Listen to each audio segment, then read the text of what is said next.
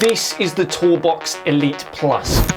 A fantastic piece of tech which is an absolute gem for speeding up your workflow. My name's Dan, you're watching DanVinci, and this is the TourBox Elite Plus review.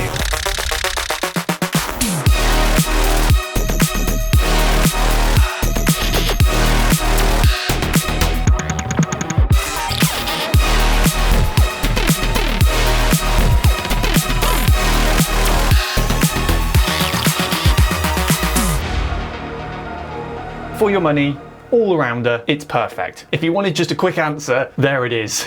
But obviously there is a lot more to this than just me saying it's great. So in the timestamps, I'll have the things I like about this, the things I don't like about this, how to genuinely use it, the software, and final thoughts. So feel free to skip to wherever you want if you have concerns and worries for specific things. Okay, so let's talk about the design of this thing. It very much so has ergonomics in mind. It is the perfect complement for the left of your keyboard when you're editing, for example. That's what I've mainly been using it for. Although the buttons look a little bit odd, like a Nintendo 3DS, weirdly when you rest your hand on a surface or a table next to the Elite Plus, conveniently your fingers seem to sort of be able to reach everything. So that is massive because it just makes things easy to learn. I picked up the shortcuts to this thing in DaVinci Resolve rather quickly, simply because the buttons were easy to reach. You rarely need to look down at this thing when you're first starting to use it. The Elite Plus is made with this really nice transparent plastic, which is actually really well made. And because it's really well built, you're not afraid to just toss this in your bag without a case. They do actually sell a case on the website, but I don't think you guys really need it because this thing can take a punch. When you first pick it up out of the box, you'll know what I mean. Now with that said, the plastic has scratched a few times. Now I have abused this thing. I have chucked it in my bag when I'm rushing out the door, but there are a few scuffs on this thing. But overall, not bad. It's got 3 different dials and scrolls that you can customize to your heart's content, along with a side button and a top button, 2 customizable C buttons, the knob, which is the scroll. It's funny, the knob. And it's got the tall and short buttons. It's also got up, down, left and right arrow keys, which are easily reachable with your thumb. Turning the Elite Plus onto its back, you'll see the on and off power switch alongside the pairing button just above it. Now annoyingly, the Elite Plus has a battery compartment on the back of it for AA's. I would have liked to have seen a inbuilt lithium battery that's fully rechargeable, because I wrongly assumed that the USB-C charging port, it isn't a charging port. That's the point. It looks like a charging port, but it's just to connect the product up to your PC or whatever laptop you're using. But I can see why they've used AA's here, simply because of the low price that you're paying for this. They're going to be saving money somewhere, and to be fair, if you're going to save money on anything, I guess it's not really a massive inconvenience. Another really cool quirk and feature of this thing is its sound. It has an amazing haptic engine in it, which I think is Marmite. And what I mean by that, I've shown this to various different professional editors that I know personally quite well, and it was a mixed bag. Luckily, you can turn this off in settings, so if you don't like it, you don't have to have it. But here's a little bit of a taster of what it sounds like.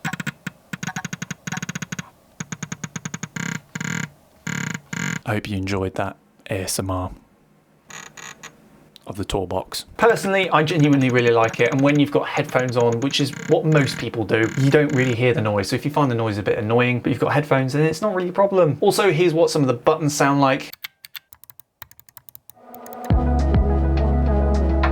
Now that's enough of the design, let's get on to setup. How easy was it? Now we just talked about the pairing button and the power button. That's pretty much all you need. All you need to do is have a product with Bluetooth. The only steps that you need to carry out is turn the thing on and then hold down the pair button. Once holding down the button for a little while, probably about 5 seconds, you'll see the green LED indicator light for pairing mode just start flashing on the front of the product. It's in a bit of a random place, but again, you don't really see it unless you're pairing it or turning it on, so it doesn't really matter. Once the Elite Plus is in pairing mode, you literally just need to open up the Bluetooth settings on whatever device you're using and connect to it, like a typical pair of headphones or a mouse. It is so simple. And then all you do is then download the TourBox console software, which again is literally a case of just downloading it off the site, installing it, and then hey presto, the whole thing is set up. What I've found really impressive about this software is its ability to assign its shortcuts to whatever software you're on. So if I switch from DaVinci Resolve to Photoshop, the Elite Plus will detect the change and immediately switch the shortcuts to whatever you've got set for Photoshop. What's really nice and smooth about this is I can go in here and it just highlights whatever I've got selected, and I can go into the cut page and change the shortcuts for the cut page specifically in DaVinci Resolve. So it's not just like general shortcuts, it's for a subcategory of shortcuts within a software, which is really nice. You can go into the edit page and I don't know,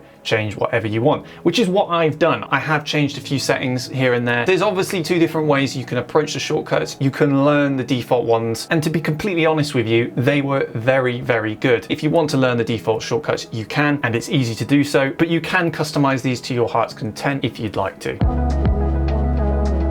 So here are some of the things I absolutely love and absolutely hate about this thing. Let's start off with the positives. This little pop-up came up on my screen when I was in the color page doing an edit some time ago, and I was surprised. I genuinely didn't realize it knew that I was jumping between tabs at the time, so that was a real nice surprise. I really liked adjusting my gain and the lift using the scroll wheels. It gives you a level of preciseness that you don't normally have with a mouse, so that was really nice. I think something else that I absolutely love about this thing is its price tag. It's basically the price of a standard keyboard, which is exactly what other brands should really take into account, especially for a product like this, because there is a lot of content creators out there like myself who don't necessarily want or need to spend a ridiculous amount of money when they're very happy with the shortcuts on their keyboard. So this, I think, is perfect. It's not too expensive to break the bank, and is genuinely, I'm trying to make this sound like I'm not biased because this is a sponsored video, I genuinely would consider this for myself. And I might actually end up keeping this thing because it's actually really good. And another thing that I really like about this is being able to download the presets off the website for various different softwares for the shortcuts. I was surprised at the range that they have. I'm quite lazy when it comes to shortcuts, but being able to just download a set of shortcuts and learn them as opposed to just spending ages setting them all up. People want to just plug and play. And I can tell that they've clearly taken this into account with this thing. Okay, so now onto the things I don't necessarily like. And I'm going to be honest, there isn't much, but there is some stuff. When you're actually setting up the keyboard shortcuts, if you have your own custom keyboard presets set up in DaVinci Resolve, and then you load up the preset for DaVinci Resolve within the TourBox console, it will wrongly assume that you have the default DaVinci Resolve shortcuts set up. So for example, right now, the down arrow key on the TourBox is currently set to zoom viewer to fit. But when I do that here, it's actually cut. Now I've changed that and saw that the down arrow was meant to be cut, but my keyboard shortcuts that I've set up, I use Z to cut directly down through a clip. So I had to go into the software and find Z, but Z on the default version of the keyboard shortcuts within DaVinci Resolve is actually zoom viewer to fit. So I hope you understand when you download this, if you have your own keyboard shortcuts set up in DaVinci Resolve already, this might be a bit of a mess in terms of what it says. It would actually be fantastic if the TourBox software could import your keyboard shortcut files that you've exported from DaVinci Resolve to sort of avoid the confusion of titles of shortcuts. It's not a massive one, you can work around it, but it's just something to bear in mind. But that is my in-depth review of the TourBox Elite Plus. In the description, I'll obviously have links so that you guys can go and check this out for yourself. I always